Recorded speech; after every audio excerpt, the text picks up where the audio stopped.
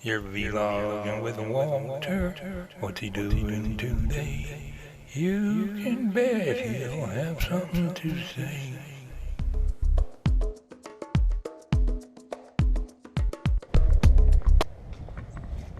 Come and get it before I feed it to the hogs. Funny how sometimes you say or do something that'll bring a story to mind. Let's go around the other side of the house and get out of the wind a little bit and I'll tell you that story. Definitely too windy here. Come on, crows, we're going to feed you today.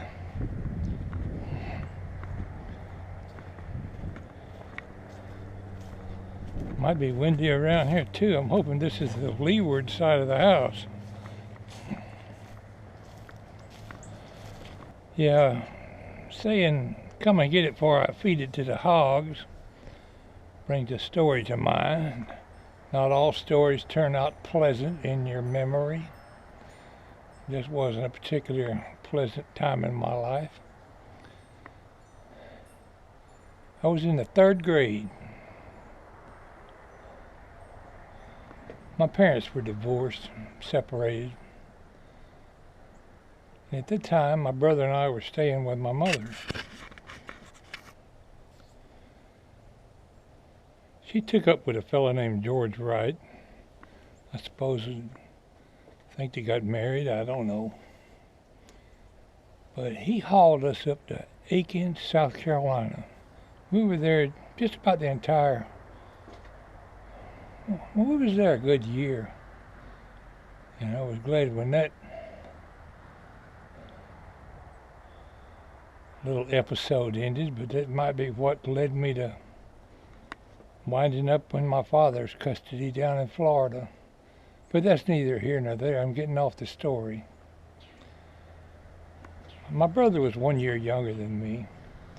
And this old man's name was George Wright. Stuck us on a farm in Aiken, South Carolina. It was an old wooden farmhouse.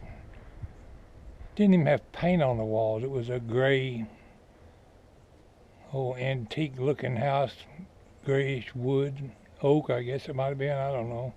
Very old house. Had no heat. It was a huge farm. And we had to feed the hogs. He also worked us like slave labor. He would go up and drag a hickory tree down out of the woods with his tractor, hand me and my brother a cross-cut saw, and we're talking a tree, big trees, big as I could reach around. Saw that thing up in firewood lengths and split it.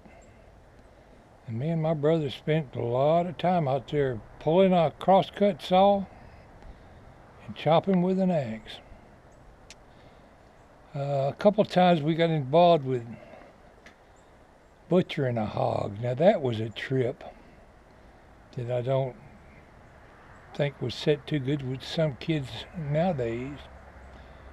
Had to put this big black metal pot out there on a fire full of water and get it boiling hot. And we had to watch while he killed the hog. He called the hogs out there to feed them. While they were eating, he'd pick out the one he wanted to kill and whop him in the head with a hammer and then cut his throat. No bones about it. He was a cruel son of a gun. Of course, I mean, that's the way life goes on a farm. And then, when he gutted that hog, me and my brother had to dispose of a whole wash tub full of guts and intestines. And he did all the butchering and stuff, but we definitely got some of the crappy jobs around there. One of those jobs was scraping all the hair off that hog after he was dipped in that big old pot full of boiling water. I know we did our share of chopping and sawing wood. They made us work out in the field, hooking chains up to these little stumps where he had cleared land. And he would pull them up with his tractor. I was never so glad as anything to get away from that guy.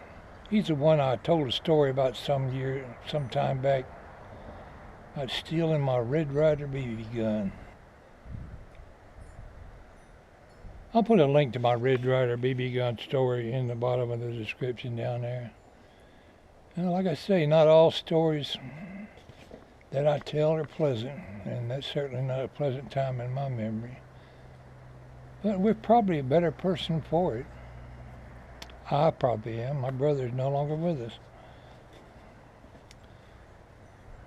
I learned to appreciate work. I remember one fond thing about that farm. He had some goats.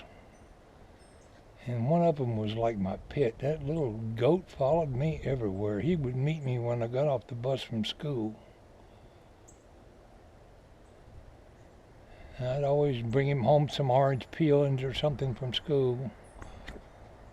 And he was always looking for a snack. Well, not a pleasant story, but that's my blog for today. Thanks for listening.